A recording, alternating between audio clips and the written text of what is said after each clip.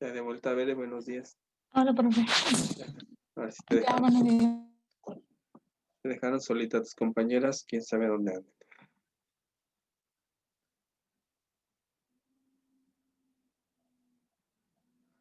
A ver si no tardan en conectarse.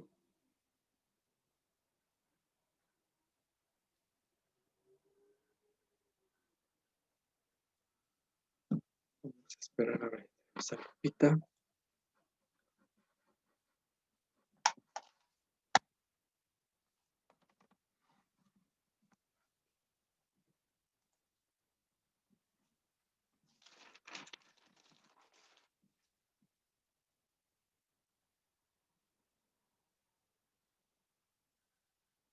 Hola Lupita, buenos días. Hola, ¿Cómo estás? bien. Qué bueno, Lupita. Pati, buenos Está días. enfermo. Sí, ¿tú crees? Me dio gripe. Ay, qué Así feo. que, sí, así que si de pronto toso, estornudo, se me va la voz, una disculpa, ¿eh? De antemano.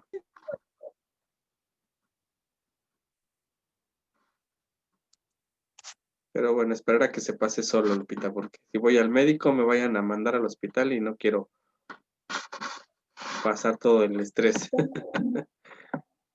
Sale del hospital. Ya no salgo del hospital, entonces mejor aquí en casa. Ujú. Sí. Aline, buenos días. Profe, buenos días a todos. Buenos días. Bien, chicas, en lo que se incorporan sus demás compañeras, pues bueno, igual les comento como al principio de la otra sesión, ya se acercan sus exámenes globales, ya tienen su calendario. Déjenme por aquí en tira dulce nada más, permítanme tantito.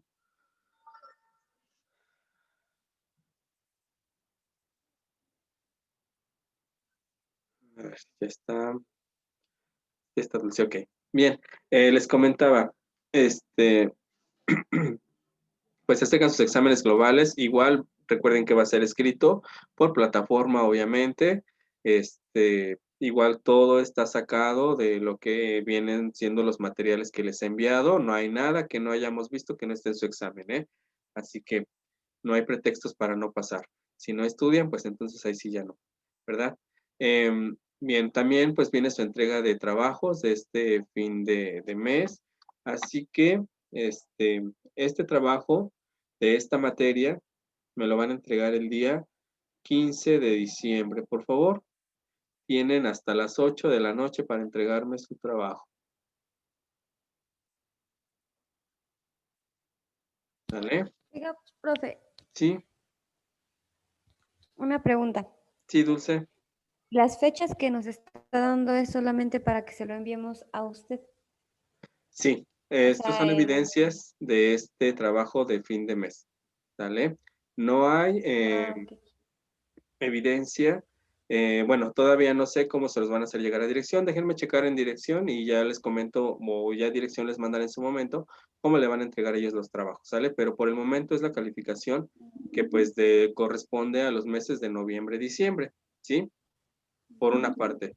Por otra parte, recuerden que para que ustedes puedan, pues obviamente, tener acceso a sus exámenes globales y también yo pueda subir sus calificaciones de este parcial, pues tienen que estar al corriente en cuanto a sus cuestiones administrativas en dirección, colegiaturas, reinscripciones, lo que ustedes tengan que ver con dirección, pónganse al corriente para que les puedan otorgar sus respectivos pases y puedan tener acceso a todo esto, por favor. Entonces, eso también se los encargo demasiado, ¿sí?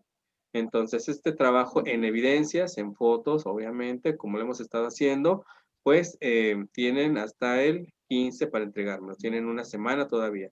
La última sesión, como tal, no la consideren en su trabajo, puesto que no les va a dar tiempo para incluirla tal vez. Solo incluyen hasta esta fecha, por favor. ¿Sí? Hasta lo que veamos esta fecha es lo que van a Gracias. incluir en su trabajo. Ujú. Y para el examen, pues sí viene de todas las sesiones, ahí sí. ¿Sale? ¿Qué les encargo, por favor? Ok. ¿Alguna duda con esto, chicas? ¿Ninguna? Ok. Muy bien, si no hay ninguna, me parece muy bien. Entonces, continuamos con la sesión de esta semana, que fue lo que no vimos hace 8 días, ¿verdad? Por ahí se nos quedó pendientes, nos atrasamos un poquito. Bien, déjenles comparto el documento de esta semana, nada más permítanme. Aquí está. Permítanme entonces.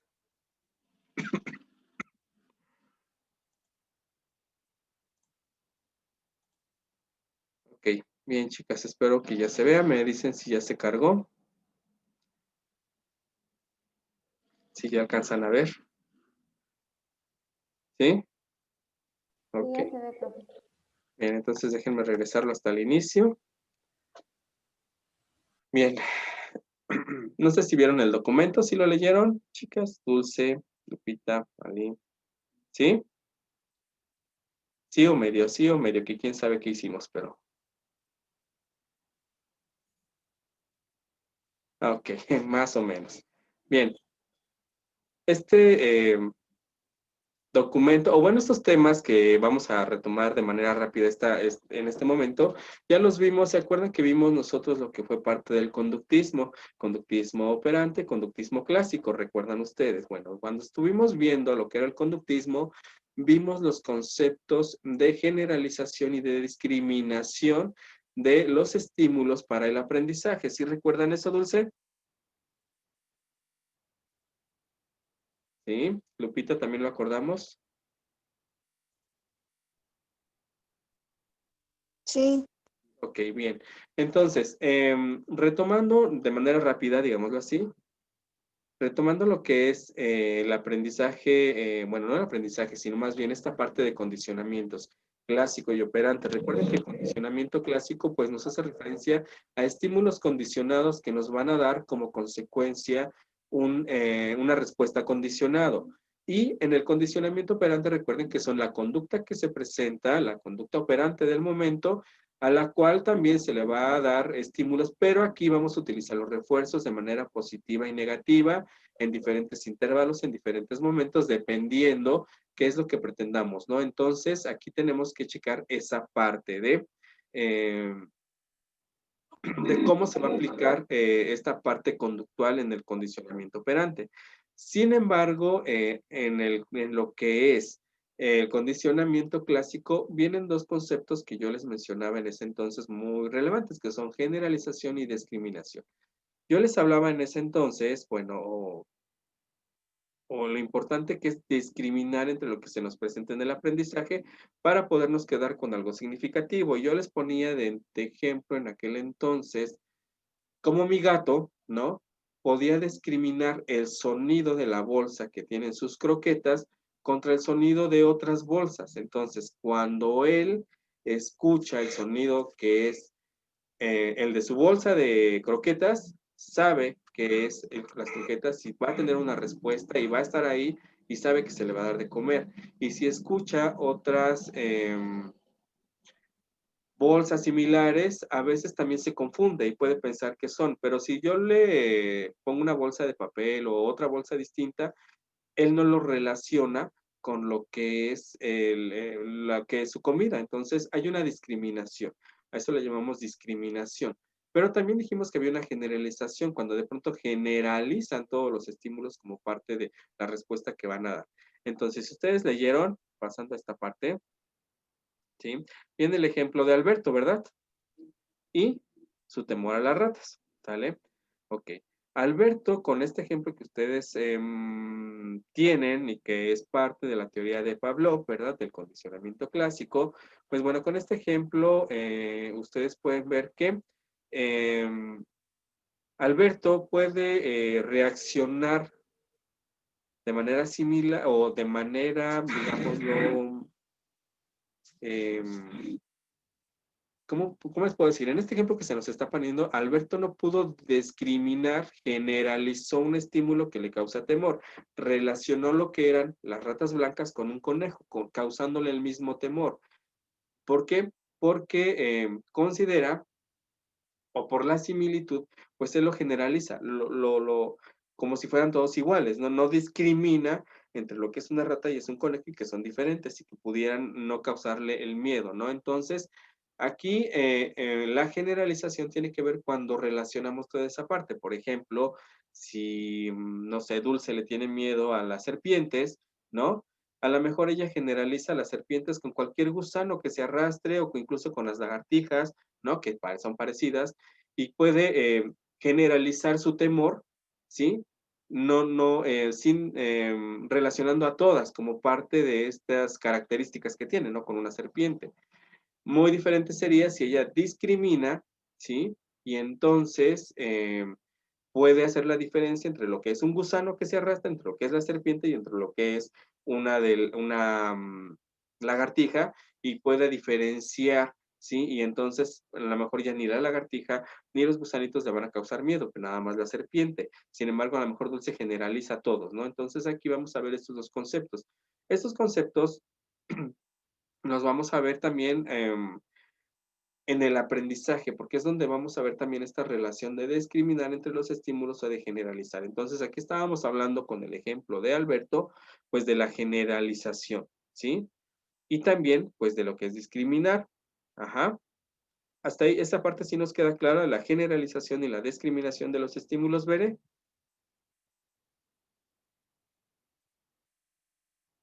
Sí, profe, ¿Sí? nos queda Dulce. claro. Ok. Ok. Muy bien. Bien. Bueno, hablando de la discriminación, pues bueno, cuando nosotros discriminamos entre un estímulo y otro, pues vamos a aprender a responder solamente a los estímulos que se nos están presentando. Lo que yo les ponía de ejemplo con las serpientes y los gusanitos y ¿qué dije? Lagartijas, ¿no? Con Dulce. O sea, si ella aprende a discriminar, pues obviamente si yo le pongo una lagartija, pues ya no le va a causar el mismo estímulo que le causa el ver a una serpiente. O si yo le pongo un gusanito de estos que se arrastran, ya también a Dulce no le va a causar el mismo estímulo. ¿Por qué? Porque empieza a discriminar y entonces va a responder de manera diferente a lo que está viendo, a lo que está teniendo enfrente, ¿sí? Entonces va a aprender a dar respuestas distintas ante los estímulos. Cuando aprende a discriminar, ¿sí? Eso es lo que va a pasar y de lo que hemos estado hablando. En el condicionamiento operante, también se va a dar sobre todo la generalización, ¿sí? Aquí hay otro ejemplo, ¿sí? El bebé que dice, se besa y abraza para decir mamá, cuando ve a la madre tal vez empieza a decir mamá, todo mundo, hombres y mujeres por igual, generaliza. Y ustedes sí lo han visto con los pequeños, ¿no? Por ejemplo, cuando empiezan a hablar, generalizan el concepto con mamá para todas las que son mujeres, ¿no? O incluso con los hombres. Hay una generalización, no aprenden a discriminar entre uno y otro. Entonces, aquí se le llama generalización de respuesta, ¿sí? Entonces, aquí lo que se va a hacer en el condicionamiento operante es reforzar solamente la respuesta que está dando cuando se le presenta el estímulo, precisamente, porque acuérdense que aquí utilizamos el reforzamiento para nosotros obtener una respuesta. A diferencia del condicionamiento clásico, recuerden que ahí lo que vamos a estar presentando son diferentes estímulos hasta que aprenda a diferenciar, a discriminar. En el condicionamiento operante lo que vamos a usar van a ser reforzamiento. Acuérdense que aquí usamos el reforzamiento como parte de poder mejorar estos estímulos y de obtener las respuestas que nosotros estamos considerando relevantes. Ahora, ¿por qué son importantes tanto esta parte de generalización y discriminación? Pues bien, porque aquí vamos a tenerlos como base de lo que es en el aprendizaje. Desde que nosotros nacemos, como vimos, llevamos un proceso de aprender, tenemos toda la vida para seguir aprendiendo, pero sin embargo también conforme vamos evolucionando tenemos una maduración cognitiva que nos hace poder entender mejor todo lo que se nos presenta, tanto de conocimientos, conceptos, todo, ¿no? Entonces, todo esto es base para el nuevo aprendizaje o basado en lo que es el aprendizaje original, ¿sí? Entonces, el aprendizaje original, para que ustedes lo comprendan de una mejor manera, va a ser lo que nosotros retomamos como ese aprendizaje previo que nosotros ya tenemos, es el original, lo que yo ya tengo. Entonces, esto es la base para lo que yo voy a constituir o son mi base de lo que va a ser un nuevo aprendizaje. Pero esto va a ir en relación con los estímulos que se me van a estar presentando de los nuevos aprendizajes. Entonces, esta discriminación o generalización de los conocimientos me va a dar resultado un nuevo aprendizaje y este nuevo manera de aprender se le va a denominar condicionamiento de orden superior, ¿sí? ¿Por qué? Porque se basa en el aprendizaje previo como un estímulo ya condicionado de lo que tenemos para obtener un nuevo conocimiento, ¿sí? ¿Y qué es lo que vamos a utilizar? Pues bueno, pues vamos a utilizar reforzadores para poder seguir teniendo un aprendizaje bueno, un aprendizaje basado en los conocimientos previos, pero adquiriendo nuevos conocimientos como tal vez lo estamos haciendo ahorita. Perdón, chicas. ¿Qué quiere decir esto? Pues bueno, que aquí vamos a utilizar toda una serie de reforzadores para obtener ciertas conductas. Recuerden que no solamente es con el aprendizaje como tal. Al final de cuentas, todo el aprendizaje que nosotros tenemos, recuerden que nos va a dar de cuenta unas nuevas conductas que nosotros vamos a tener presentes. Entonces, van a existir reforzadores primarios. Los reforzadores primarios que nosotros tenemos precisamente para mantener un aprendizaje van a ser la comida, el agua, el sexo, que son gratificantes. Digamos que esta serie de necesidades básicas que tenemos todos los seres humanos. Y los reforzadores secundarios van a ser todos aquellos que requieren del aprendizaje o condicionamiento previo para que funcionen como reforzadores, ¿sí? Entonces, aquí lo que tenemos que hacer es, en base a lo que nosotros pretendemos reforzar, será la manera en que vamos a utilizar esta serie de reforzadores primarios o secundarios para obtener un nuevo aprendizaje, pero basado en las experiencias previas que nosotros ya tenemos, ¿sí? Prácticamente es de lo que hemos hablado siempre, utilizar todo lo que es lo previo para obtener un nuevo aprendizaje, pero si queremos obtener algo bien cimentado, un aprendizaje significativo, pues tenemos que estar utilizando reforzadores para que esto se vaya quedando. ¿Sí? ¿Qué es lo que nos dice este nuevo condicionamiento basado en esto? Y bueno, aquí hay algunos ejemplos de reforzamiento en la vida cotidiana, ¿no? El reforzamiento continuo, como dice aquí, por ejemplo, poner dinero en el parquímetro para evitar una multa, poner monedas en una máquina expendedora para obtener dulces o refrescos. Esto es parte del reforzamiento. ¿Por qué? Porque por ejemplo, al nosotros saber que tenemos que poner continuamente dinero en el parquímetro para que yo no pueda tener una multa, pues es un refuerzo continuo lo tengo que estar haciendo y lo estoy manteniendo. También existe lo que son los programas de razón fija, que ya habíamos hablado. Acuérdense, cuando les di el condicionamiento operante, les di toda esta serie de cómo se van a efectuar todos estos reforzadores de acuerdo en tiempo, ¿sí? Entonces, el programa de razón fija, ¿sí? Que, por ejemplo, aquí está presentar un examen de preguntas múltiples, ¿sí? Aquí, por ejemplo, es un reforzamiento negativa, porque, pues aquí, por ejemplo, vamos a salir en cuanto terminemos los reactivos de la prueba. A veces no es tanto por el analizar lo que estamos escribiendo en la prueba, sino en cuanto termine, pues yo ya puedo salir. Entonces, aquí tenemos que ver, recuerden la manera en que estamos utilizando los reforzadores, de manera positiva o de manera negativa. Tenemos los programas de razón variable, de intervalo fijo y de intervalo variable. Recuerden que todos esos los vimos en su momento. Entonces, será la manera en que utilicemos los reforzadores para nosotros ir obteniendo las conductas deseadas o los cambios de hábitos o los conocimientos que nosotros estamos tratando. Recuerden que esto es relevante para ello, ¿sí? Vamos a ver que dentro de lo que es el condicionamiento operante y el condicionamiento clásico, van a existir todavía algunas corrientes de la psicología que pues dicen que esto como que es algo mínimo, o sea, realmente no es algo muy, ¿cómo les puedo decir?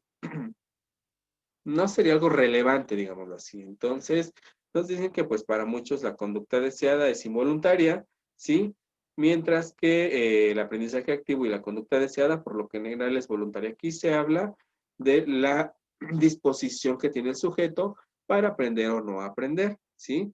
Entonces, entre el condicionamiento clásico y el condicionamiento operante hay dos diferencias. El condicionamiento clásico es parte de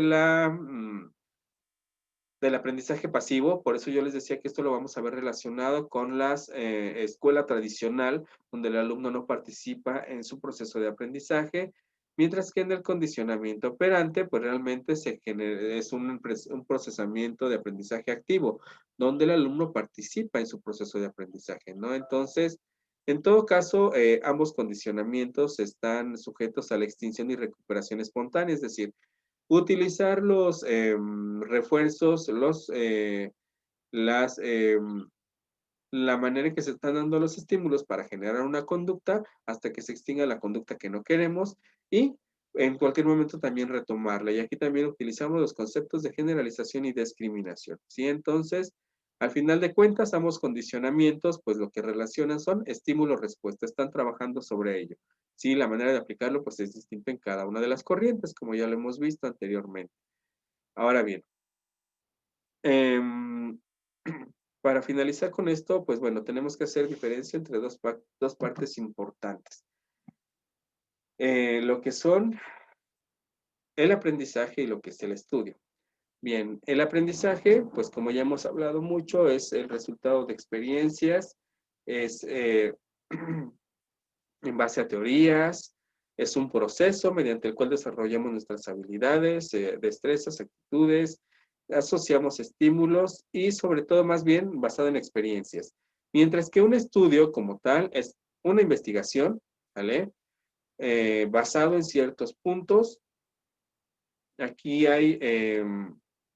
se centra uno en algo importante, ¿vale? Donde pues vamos a adquirir, asimilar y comprender ciertos temas relevantes y sobre todo es esa parte de investigar. Entonces hay una gran diferencia entre lo que es aprender y lo que es estudiar, em, que es algo que tenemos que considerar en esta parte del condicionamiento y del conocimiento para nosotros identificar qué estamos haciendo, si estamos aprendiendo o estamos estudiando, ¿no? Entonces aquí ustedes pues realmente o todos nosotros echamos mano de lo que es el proceso de aprendizaje realmente para poder identificar o para poder ir adquiriendo nuevos conocimientos, que eso es lo que estamos haciendo, ¿sí?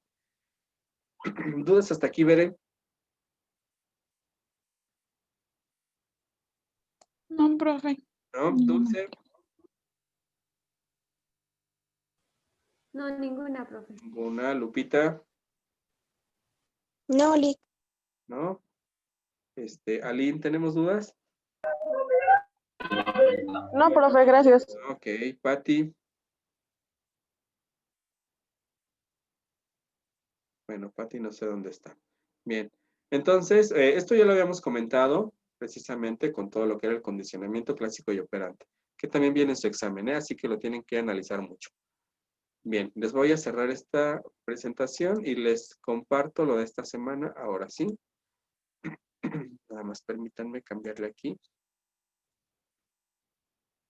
Bien, hemos estado hablando acerca de todo lo que es, pues, la memoria, el aprendizaje, diferentes tipos de memoria, estilos, lo que son, pues, las inteligencias múltiples, de qué es la memoria, qué es todas las fallas que se tienen de la memoria, amnesias, el déjà vu, todas estas cuestiones.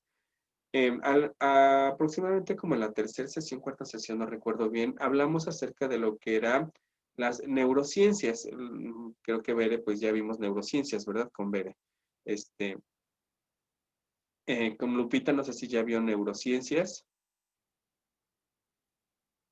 Ay, Lupita ya se me fue también. Bien.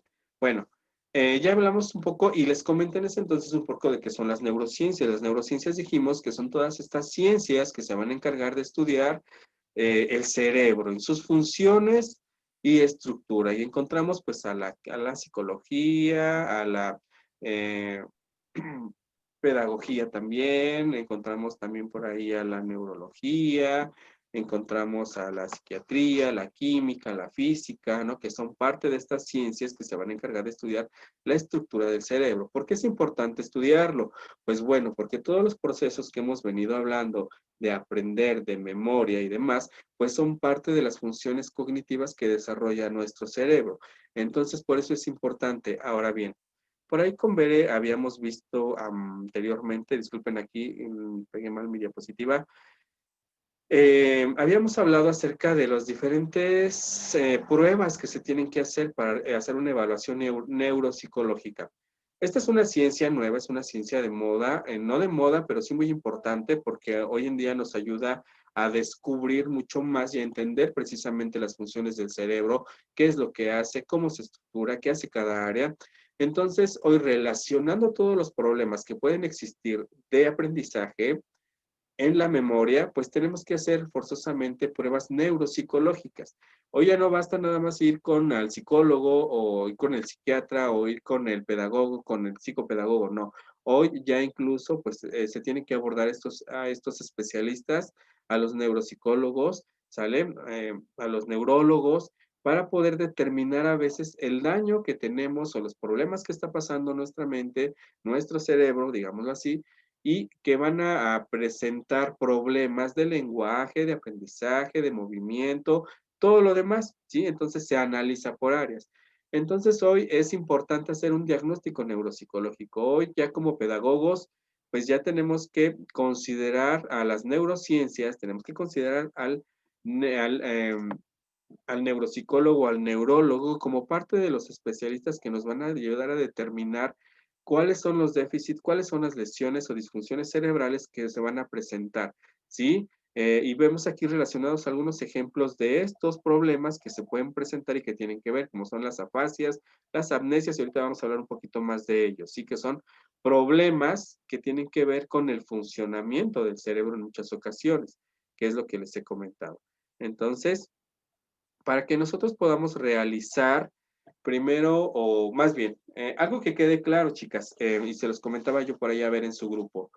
eh, para nosotros poder determinar cuál es la lesión, cuál es el déficit, qué problema tiene un alumno, por ejemplo, en el cerebro y que no le permite desarrollar sus habilidades, que no le permite desarrollar su aprendizaje como debe de ser, primero se tienen que hacer una serie de estudios, ¿sale? Para poder llegar a un diagnóstico. Tengan en cuenta que estos estudios que se van a realizar, pues no los vamos a hacer nosotros. O sea, Dulce no va a salir como neuróloga, Dulce Bere no va a salir como, pues sí, como, ¿cómo les dije? La otra, neuropsicólogo, neuroquímico, lo demás. Entonces, nosotros tenemos como pedagogos que estar en contacto con estos especialistas para poder determinar todas estas lesiones que nosotros consideramos. Entonces, para ello nos vamos a valer de estudios, obviamente, estudios que hoy en día son muy relevantes y que nos van a dar en muchas ocasiones tanto en forma real cómo está funcionando el cerebro de una persona como a manera de imagen. Por eso aquí vemos técnicas de neuroimagen. Si mal no recuerdo con Bere, pues vimos esta parte de tomografías, de placas al cerebro y toda esta serie de estudios, incluso desde estudios que se hacen eh, ya desde que el bebé se está gestando en el vientre materno, desde ahí por ir determinando cuáles son los problemas que a nivel cognitivo va a tener posteriormente, ¿no? Desde ahí vamos determinando. Entonces, hoy es parte muy importante. A las mujeres desde el tercer mes, ¿no? Que es cuando se desarrolla el sistema nervioso central, se les empieza a hacer esta serie de pruebas para saber precisamente qué funciones. Pero hablando ya de una persona, un niño ya, ¿verdad? Un niño de 7 años, 8 años, pues vamos a utilizar otros tipos de técnicas o tipo de estudios que nos van a ayudar a entender la estructura. Bien, tenemos las técnicas de neuroimagen. Las técnicas de neuroimagen, obviamente, lo que van a presentar, pues van a ser una imagen del cerebro en toda su estructura, en todas sus áreas, y ahí se pueden identificar cómo están funcionando o no están funcionando. Todo esto que veíamos de pronto en películas de ciencia ficción, de que les tomaban así como que les ponían aquí al cerebro y se veía en una pantalla, ¿no? Y cómo funcionaba y qué estaba haciendo, pues bueno, ya dejó de ser ficción, es parte de la realidad y es parte de cómo se toman precisamente estas imágenes del cerebro para determinar cómo están funcionando. Entonces, tenemos técnicas de neuroimagen funcionales y estructurales, ¿sale? Tenemos entonces resonancia magnética, ¿sale? Y también por otra parte la tomografía, ¿sí? Estos estudios obviamente no los manda a hacer ni Lupita como psicóloga, ni Bere como pedagoga. No, este tipo de pruebas obviamente las manda a hacer un neurólogo, que es el que determina qué tipo de pruebas se van a hacer. También tenemos a la resonancia magnética estructural y la tomografía axial computarizada. Este tipo de pruebas van a ser, chicas, muy relevantes para que nosotros podamos o para que el especialista pueda determinar qué es lo que está pasando en el cerebro de cuando nosotros estamos mandando a hacer un diagnóstico, queremos hacer un diagnóstico para tener mayor sustento. No nos vamos a meter mucho en esto con ellas, ¿verdad? Porque pues obviamente nosotros no los vamos a poder entender. Es más, si les llevan o nos llevan a nosotros un estudio de este tipo, ¿no? Si tuviéramos un niño con algún problema y no los llevan, ni siquiera lo vamos a poder entender porque pues nosotros no sabemos leer ese tipo de estudios. Algo que les comentaba yo a ver en su momento. No lo podemos leer nosotros, para eso están los especialistas. Pero sí que tengan en cuenta cuáles son los estudios de cabecera que se tienen que mandar a hacer cuando vamos a hacer una evaluación neuropsicológica. Ahora, dentro de esta parte tenemos que la evaluación neuropsicológica se va a aplicar tanto a niños como a adultos, ¿sale? ¿Y qué es lo que va a determinar esta evaluación psicológica? Pues bueno, lo que va a determinar, lo que se va a hacer es ver en qué grado existe un déficit o alteración cognitiva o comportamental, ¿sale? Esto de acuerdo con lesiones o disfunciones cerebrales. Precisamente lo que se está analizando es el cerebro, cómo funciona, cómo está desarrollándose, qué problemas existen. Dulce, ¿puedes leer la diapositiva, por favor?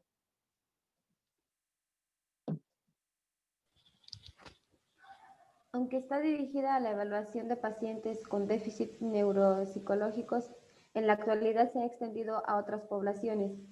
Evaluación de niños con el fin de detectar si cuentan con los prerequisitos necesarios para introducirlos a la lectoescritura.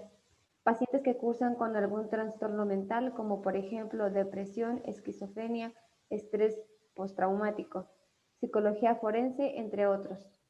Ok, yo les comentaba en la otra clase que vimos neuropsicología, perdón, neurobiología y bueno, esta parte de las neurociencias. Yo les comentaba que precisamente hoy toda esta parte de las neurociencias se han trasladado a diferentes áreas, precisamente para abordar diferentes aspectos del funcionamiento y la educación no ha quedado fuera. Para la educación es muy importante hoy en esta parte de la evaluación, sí, de las neurociencias, de la neuropsicología, neuropedagogía y demás, para entender precisamente a veces por qué el niño no aprende. O sea, no nada más es decir, es que este niño es burro. Sí, a lo mejor pues lo mencionamos así, pero no, hoy gracias a estas pruebas podemos decir, bueno, el niño no aprende porque hay cierto déficit en el cerebro entre las áreas del lenguaje o del pensamiento lógico, y entonces eso no le está permitiendo desarrollarse como debiera de ser. Entonces, hoy gracias a estas pruebas, pues vamos a ver cómo determinamos diferentes problemas que ocurren con nuestros niños, por ejemplo, hablando de la educación, o en el caso de Lupita, con la parte conductual, ¿no? Cómo es el comportamiento de las personas, pues también debido a lesiones que puede tener el cerebro. ¿Podemos seguir leyendo, Dulce, por favor?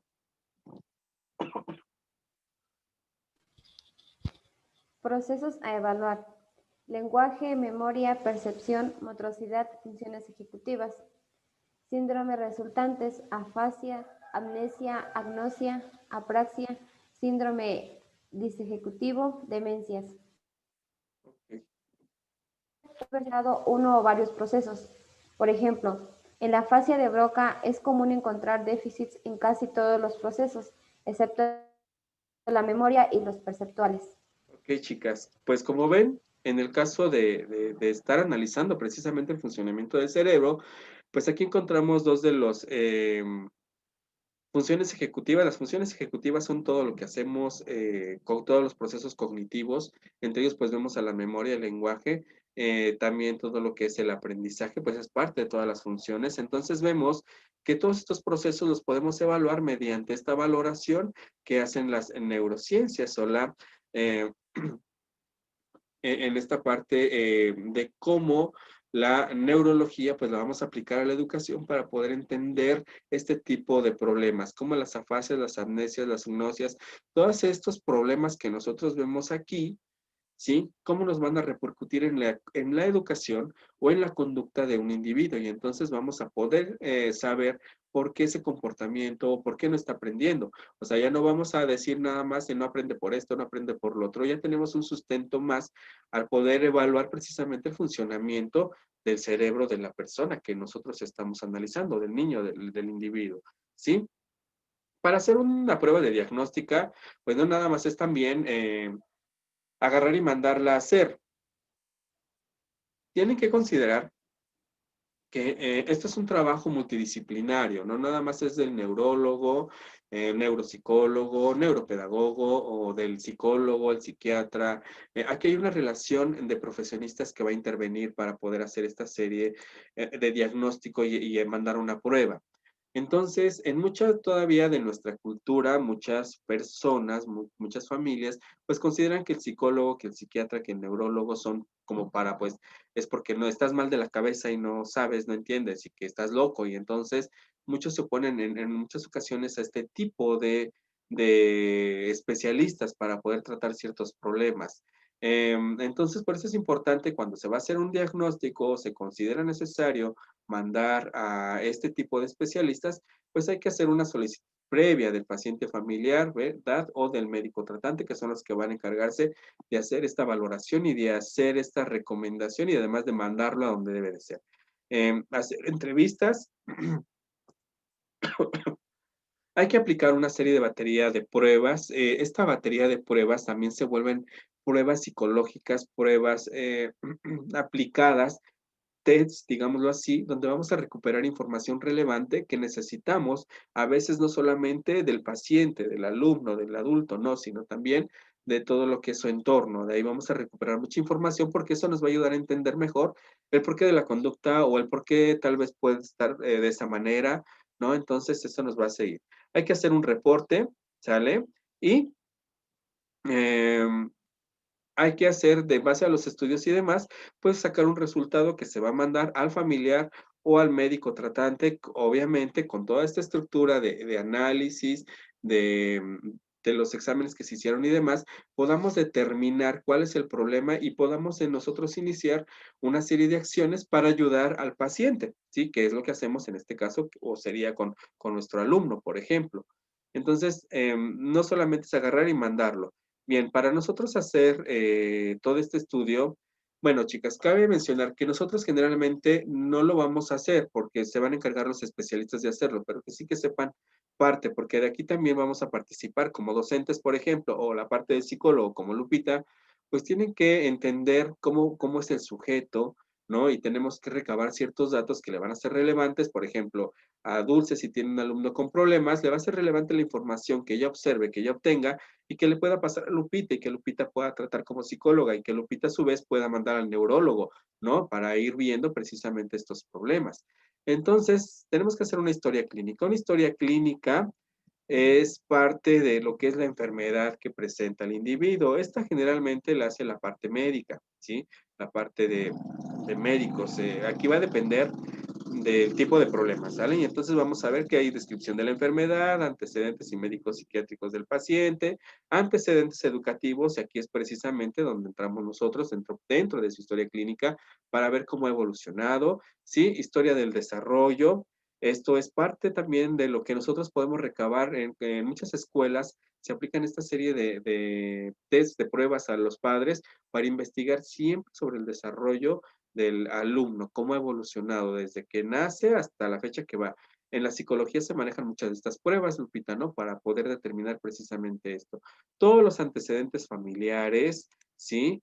Y la situación actual. ¿Por qué los antecedentes familiares? Porque en muchas ocasiones son problemas que han estado presentes en la familia y que pueden ser de carácter genético y que obviamente se van heredando. Entonces tenemos que ir checando toda esa parte. Entonces no nada más es agarrar y mandarlos al estudio y así, no. Tenemos que hacer un previo para saber nosotros precisamente toda la situación. Chicas, voy a cerrar un minutito y me vuelvo a incorporar porque se me acaban los 40 minutos, por favor. Sale, las veo en un minutito, denme chance.